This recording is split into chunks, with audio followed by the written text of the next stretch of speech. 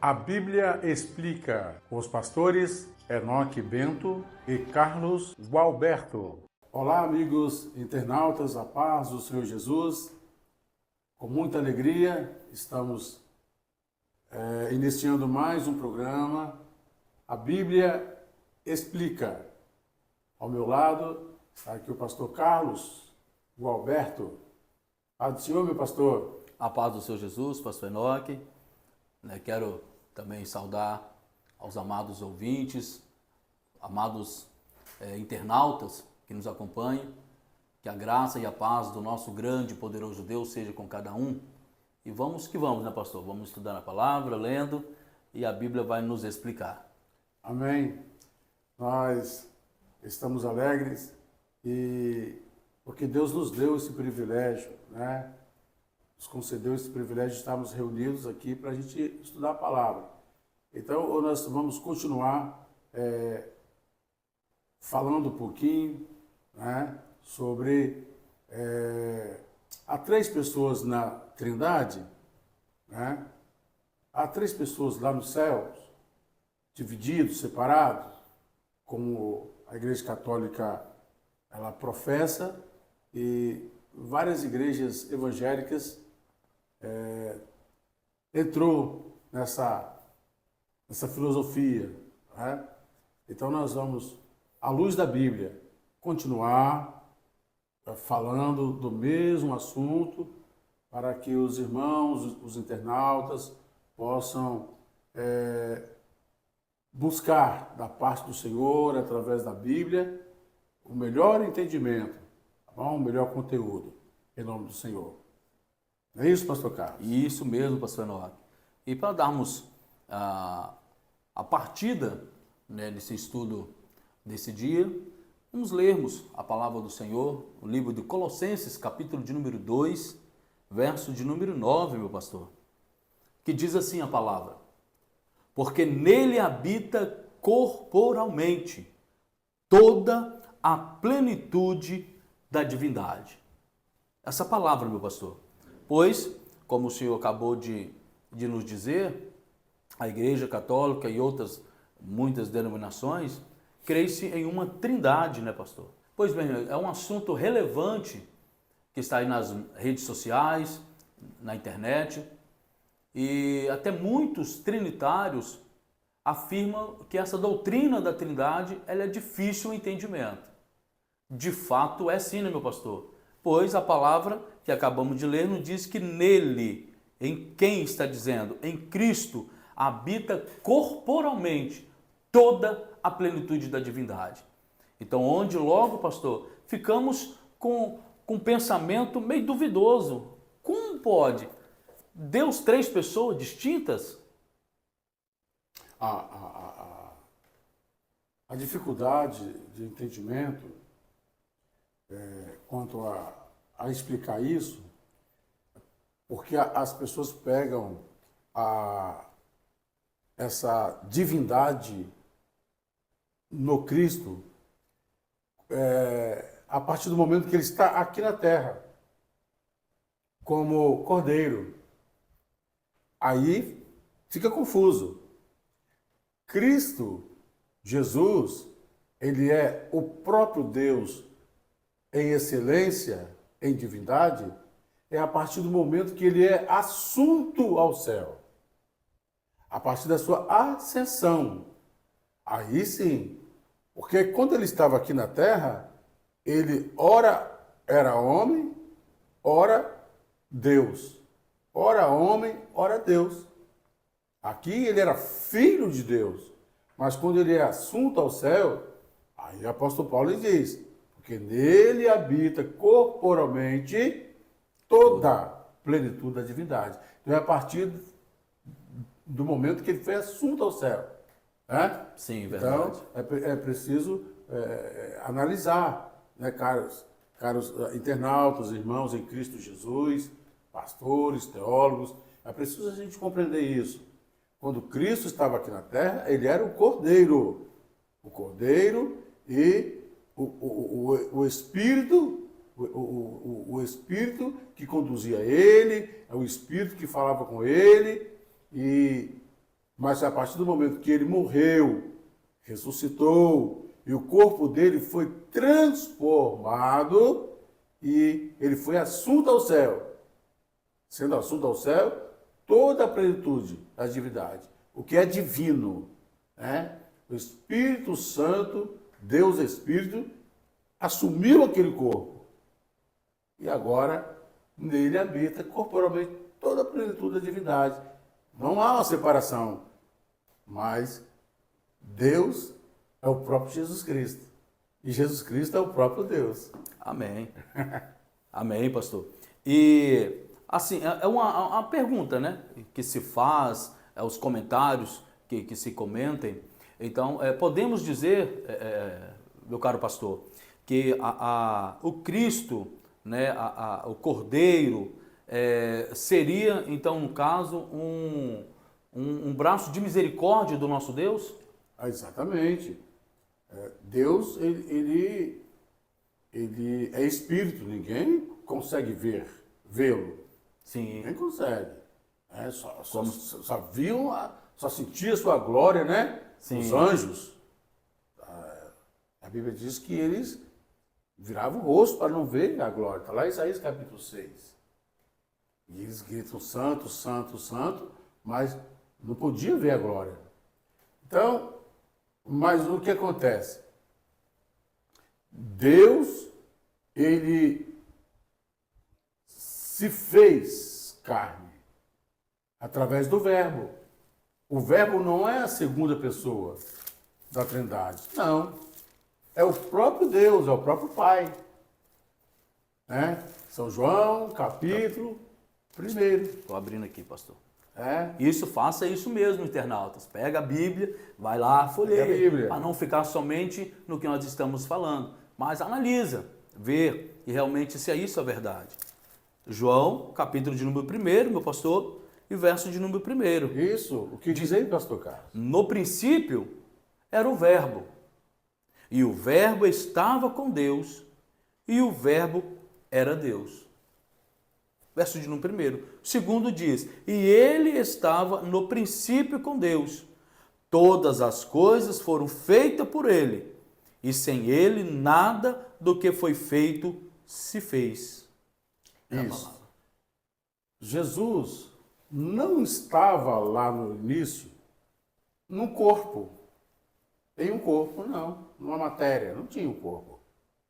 Somente o que nós podemos constatar pela Bíblia é que Deus estava lá em espírito.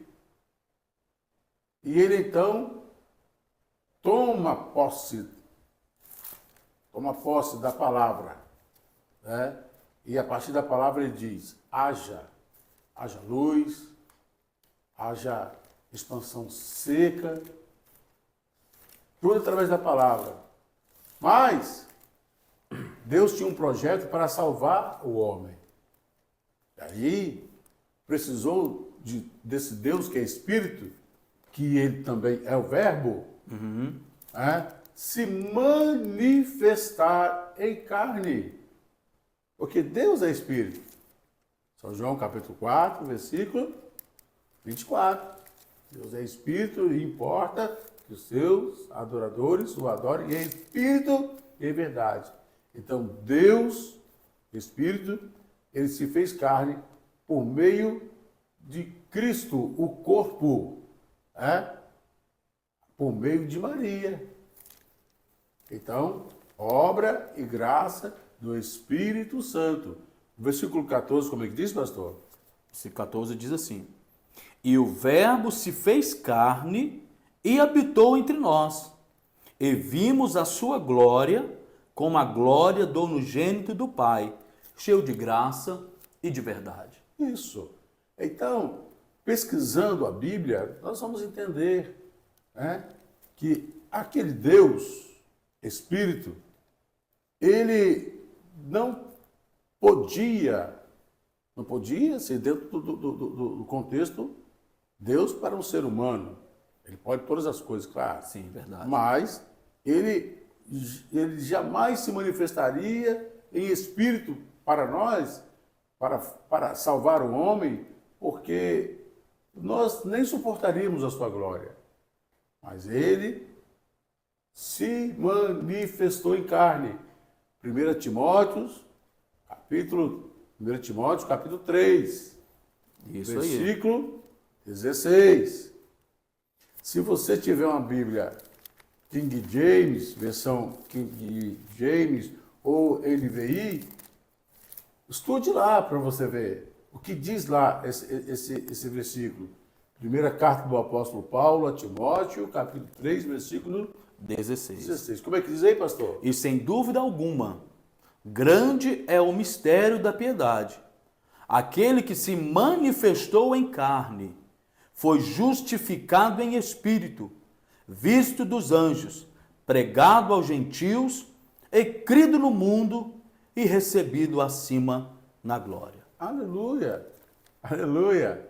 Então aquele corpo, Cristo, Jesus, ele, a partir do momento que ele cumpriu todos os seus objetivos aqui na terra, morreu na cruz do Calvário, e fez tudo que o Cordeiro a ele foi proposto, ele foi assunto ao céu.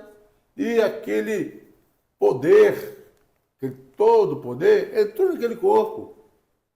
Veja bem que Mateus capítulo 28, versículo 18, ele diz: todo poder é me dado nos céus e na terra. Jesus disse essas palavras depois que ele morreu e ressurgiu. Ele não falou isso antes. Verdade. Porque antes ele era o corpo, ora divino, ora humano.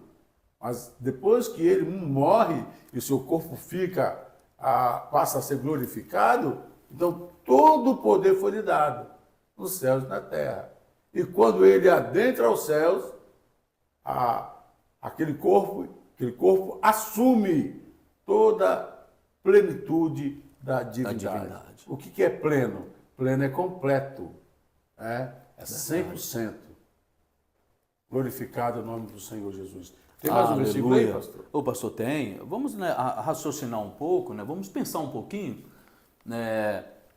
Nós vemos, né, pastor, quando Cristo é assunto ao céu, quando a igreja começa com os discípulos, né, começa então a proclamar este evangelho, que eles ficaram reunidos, né, no cenáculo, foram cheios do Espírito Santo, e assim Pedro, com toda a autoridade, começa a pregar. Que foi perguntar o que está acontecendo, e Pedro então assume essa responsabilidade de líder e anuncia a Cristo. Fala de todo o que aconteceu com Cristo, e no Lucas 24, verso 45, nos diz que foi-lhe aberto o entendimento, né, pastor? Que eles compreendessem. Então, eles compreenderam. E assim como eles compreenderam, eles começaram a anunciar como sendo Jesus o verdadeiro Deus e a vida eterna. No entanto, em Atos 2, verso de número 38, as pessoas se compungiram-se, pensaram-se, foi verdade, está certo. E Pedro então vai dizer, né, aquelas pessoas, no versículo para quê? 37, as pessoas ouvindo eles isso, compungiram-se em seu coração e perguntaram a Pedro e aos demais apóstolos: que faremos, varões e irmãos?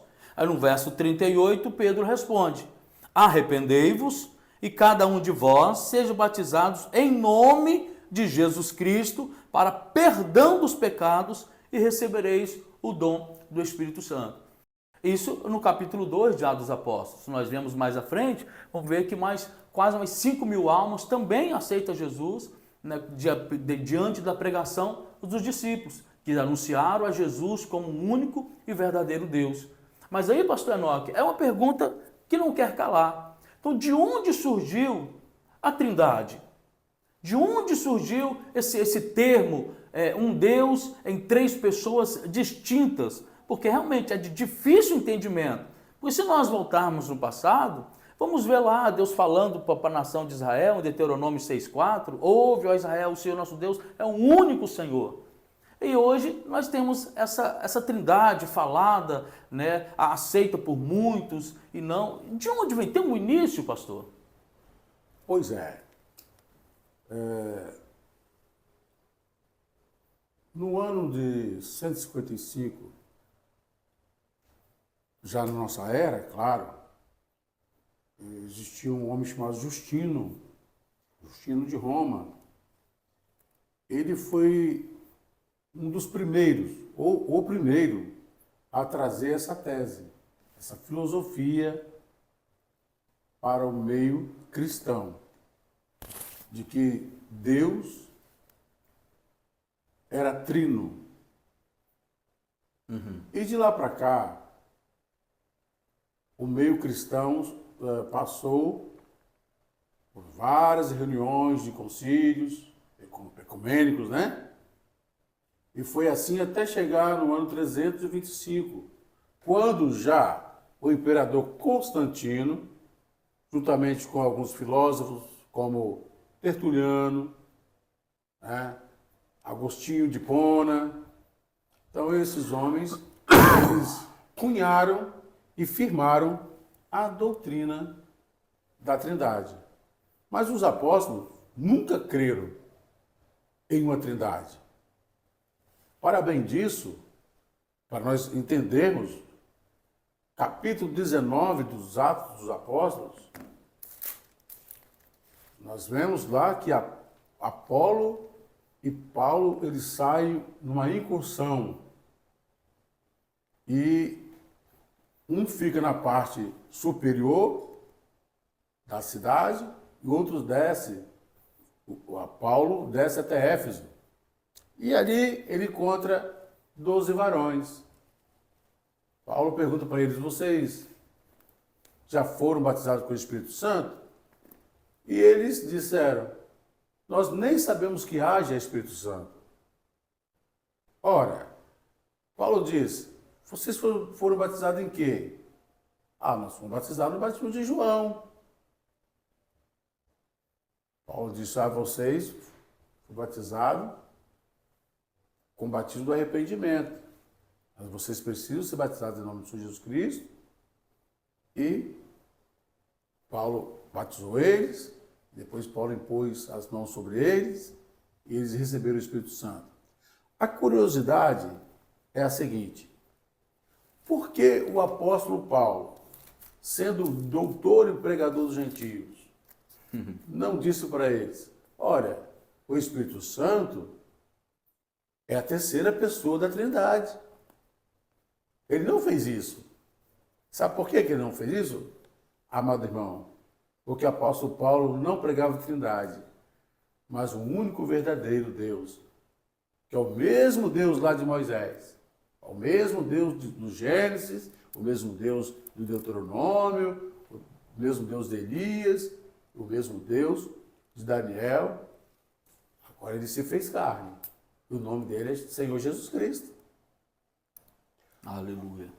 Atos capítulo 2, o qual o pastor Carlos ele leu para nós, versículos de número 37 e 38.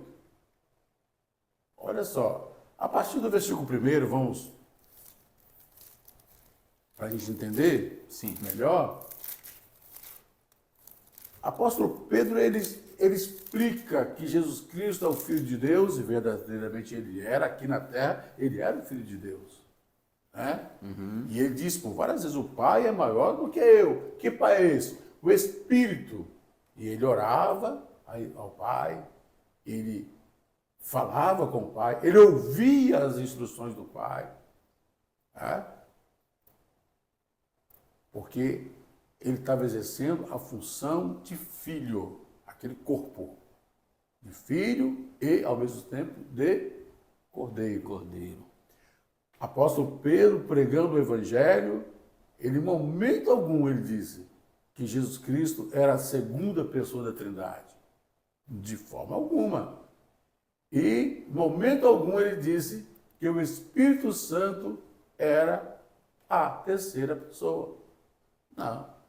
O que ele explica ali é que o Cristo tinha uma missão como filho, mas que o Espírito, Deus, o exaltou, que a morte não pôde segurar aquele corpo. Qual é a finalidade? Que a morte não suportou aquele corpo. É porque aquele corpo estava sendo preparado para receber toda a divindade do Espírito, do próprio Deus. E nele habita, sim, corporalmente, toda a plenitude da divindade. E repito, Colossenses capítulo 2, versículo 9. É isso mesmo, pastor? Isso mesmo, pastor. Vamos ler mais? Vamos. E o apóstolo Paulo, no entanto, para dar uma ênfase daquilo que o senhor disse, que ele pregava Jesus, ele cria em um só Deus, na sua carta a Tito, capítulo número 2, verso 13, ele vai dizer assim: aguardando a bem-aventurada esperança e o aparecimento da glória do grande Deus e nosso Senhor Jesus Cristo. Não tem separação. Não tem. Não tem. Né? E interessante, se nós olharmos para esse lado, pastor, da Trindade, eles colocam Deus Pai, Deus Filho e Deus Espírito Santo. Você não vai encontrar. Mas isso não tem diante da palavra. Você não encontra na Bíblia a palavra Deus Filho e nem Deus Espírito Santo. Você vai encontrar Deus Pai. Aí sim, porque Ele é Deus e Pai de todas as coisas. É verdade. Amém? Inclusive do corpo que o próprio Deus gerou, que nós conhecemos como Jesus Cristo. Então, Deus Pai você vai encontrar. Agora, Deus Filho não tem na Bíblia. Não existe. Mas, nos dogmas católicos, nós podemos ver lá. Né? Deus Pai, Deus Filho e Deus Espírito Santo. Mas não é assim que a Bíblia nos ensina. A Bíblia nos ensina que Deus Pai criou todas as coisas e preparou um corpo para Ele próprio habitar. A partir do momento que Jesus Cristo ressurge, é assunto ao céu, nele passa a habitar corporalmente toda a plenitude da divindade. Amém? Aleluia. Glória a Deus. Nós não queremos ser muito extenso no estudo de hoje e nós vamos ler mais um versículo, né, pastor? Sim, tem um versículo engatilhado que vai Para a gente... Amém. A carta do apóstolo Paulo aos Efésios, pastor, capítulo de número 4. Né? Há um só corpo, um só espírito, como também foste chamados, uma só esperança da vossa vocação, um só Senhor, uma só fé, um só batismo, um só Deus e Pai de todos, o qual é sobre todos e por todos e em todos. Amém. Amém? Então o apóstolo Paulo deixa bem claro que há um só Deus, né? Um só Senhor. É isso que nós falamos nessa tarde, nesse vídeo.